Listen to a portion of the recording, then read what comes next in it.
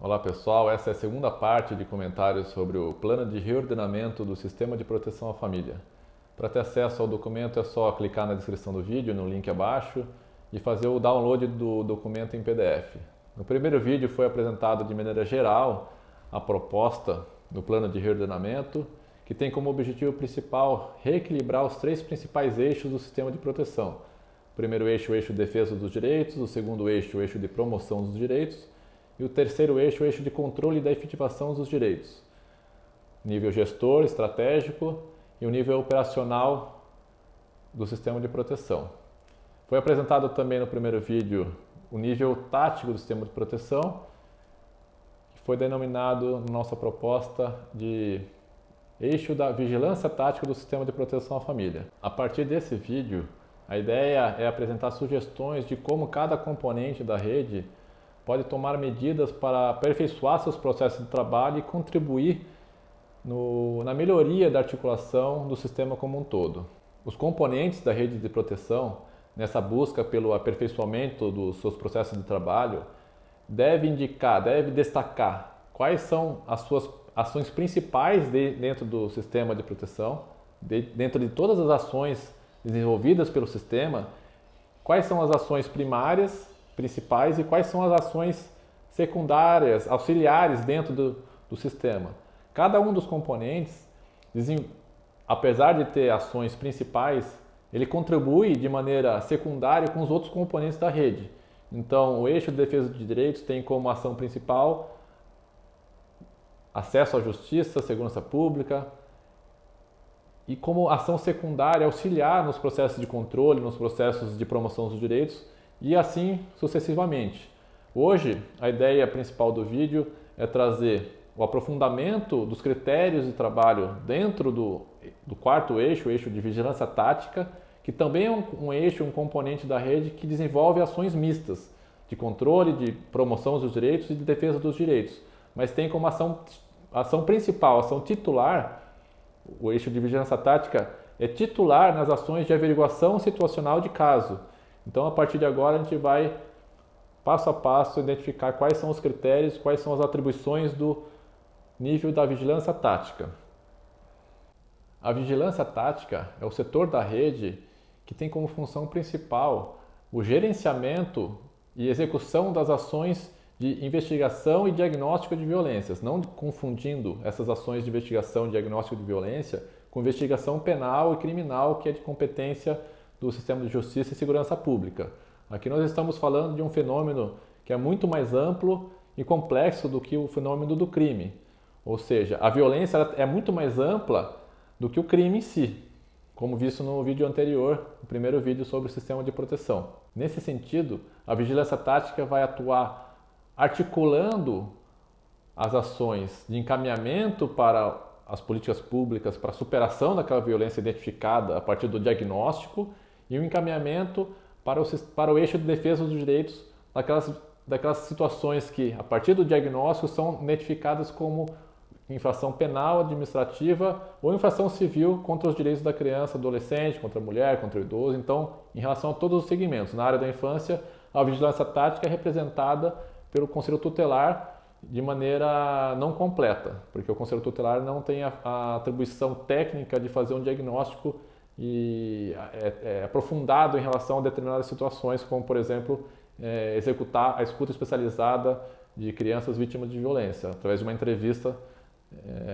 diagnóstica de violência.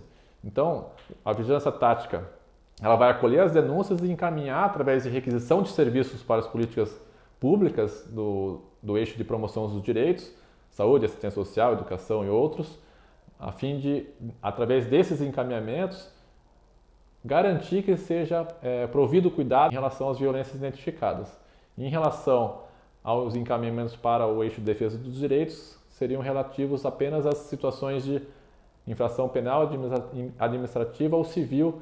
Então, como porta de entrada do sistema de proteção, estariam as situações identificadas nas emergências médicas, as situações de relato espontâneo de violência que ocorrem em qualquer estabelecimento público da rede de proteção, em relação aos atendimentos de rotina pelos estabelecimentos, pelas equipes, os equipamentos de atendimento. Então, através dessas ações, dessas portas de entradas, todas as situações de violências ou suspeitas de violências devem ser encaminhadas a partir dessa proposta para o setor de vigilância tática, que a partir da vigilância tática redistribuída a partir de um diagnóstico aprofundado daquela situação. Em relação aos flagrantes de crimes em curso, né, realizados principalmente pela Polícia Militar, e em relação às denúncias. Então, todas essas situações são as portas de entrada para que a rede de proteção tome providências para superar aquela condição. A partir dessas portas de entrada, as informações devem ser encaminhadas para o Centro de Identificação de Violências, que é a Vigilância Tática, que é responsável por executar, e através de um diagnóstico e apuração daquelas informações, dentro do diagnóstico da violência, a vigilância tática é capaz de encaminhar o caso de acordo com a necessidade para os setores responsáveis. A partir desses procedimentos de apuração das violências, esses procedimentos de averiguação situacional de caso para o encaminhamento adequado, a vigilância tática vai colher informações e aplicar medidas de proteção. Se durante esses processos de averiguação situacional de caso não for possível, a partir dos elementos apresentados ao setor de vigilância tática, não for possível aplicar uma medida por falta de informações, nesses casos sim se justifica a realização de escuta especializada, que são procedimentos de entrevista sobre situação de violência com vítimas ou testemunhas, que não são, em todos os casos, que serão executados, serão realizadas. Se o setor de vigilância tática tiver elementos suficientes para a aplicação de medidas sem escuta da vítima ou testemunha, não é necessário a realização da escuta especializada. Então, aí a gente começa a perceber as polêmicas que existem dentro da lei da escuta especializada, escuta protegida, que não diferencia o que seriam escutas sobre os fatos da violência e o que seriam escutas para a superação daquela violência, que seriam entrevistas, procedimentos para a superação e provimento de cuidados. Então, se a gente for analisar dentro do eixo de promoção dos direitos, dentro dos atendimentos pontuais para a superação das violências e dentro dos procedimentos de acompanhamento sociofamiliar, o objetivo principal desses procedimentos é proteger, prover cuidados em relação às violências já identificadas, no sentido de abordar o tema da violência através de uma escuta qualificada, mas não necessariamente sobre os fatos da violência. Então, essa é a diferença principal entre a escuta qualificada, que é realizada pelos órgãos de saúde, educação, assistência social, que é uma escuta sobre a situação de violência, mas de maneira indireta, que não fala diretamente sobre os fatos que a vítima sofreu, a testemunha presenciou, mas para superar aquela situação. E a escuta especializada direta sobre os fatos, aí sim, ela é realizada fora da assistência social, fora da saúde, fora da assistência. Por isso que a gente coloca nessa proposta esses procedimentos de averiguação situacional de caso como um quarto eixo, que não está nem na defesa dos direitos, nem na promoção dos direitos e nem na esfera da gestão das políticas públicas, do controle das políticas públicas. Então, essa é a proposta para diferenciar, para tirar o peso das políticas públicas, da promoção dos direitos, tirar esse peso de processos de investigação de violências, né, e, ao mesmo tempo, fortalecer a rede de cuidados no sentido de propiciar que os órgãos da saúde, educação, assistência aprofundem suas metodologias no atendimento para a superação daquelas dificuldades, daquelas violências identificadas de maneira anterior. Então, essa é a lógica principal dessa proposta. O objetivo principal da vigilância tática, então, é garantir o provimento de cuidados em relação àquelas vítimas ou testemunhas. Se dentro desse processo de diagnóstico da violência houver indícios ou constatação de infrações penais, administrativas ou civis, esse setor vai encaminhar essas informações para o eixo de defesa dos direitos. Então, a partir da comunicação ao Ministério Público, o Ministério Público pode abrir ou não pedir ou ajuizar uma ação penal, né, ou pedir a instauração do inquérito policial, e a partir dessas ações no sistema de defesa e segurança pública e justiça, ao chegar o processo no âmbito judicial, o juiz pode autorizar ou não o procedimento de depoimento especial, né, que seria a oitiva da vítima ou testemunha de violência com a finalidade de produção de provas, né? Então, com o objetivo final de condenação do suposto agressor. Os procedimentos de escuta de vítimas ou testemunha de violência, principalmente quando se trata de crianças e adolescentes, se dá principalmente de 3 maneiras: através do relato espontâneo da vítima ou testemunha, quando ela espontaneamente relata os fatos para um profissional, em qualquer um dos equipamentos da rede, em qualquer setor. Após essa revelação espontânea, pode haver ou não uma escuta especializada através dos procedimentos de averiguação situacional de caso, que tem a finalidade principal colher elementos para aplicação de medidas de proteção e provimento de cuidados, então ela não é obrigatória, a escuta especializada.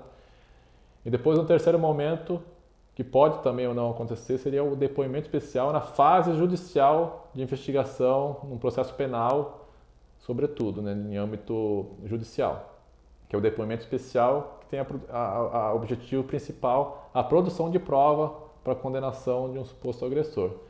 E no setor de promoção dos direitos, no eixo de promoção dos direitos, nos trabalhos da educação, assistência social e saúde principalmente, as crianças vítimas, adolescentes vítimas do testemunho de violência, assim como outros segmentos, como mulheres, idosos, que também são vítimas de violência, serão ouvidos através da escuta qualificada dos seus serviços, que são profissionais que desenvolvem os trabalhos, são profissionais de formação de nível superior que tenha o treinamento e são submetidos a códigos de ética de sua profissão que garantam a proteção integral daquela pessoa em atendimento.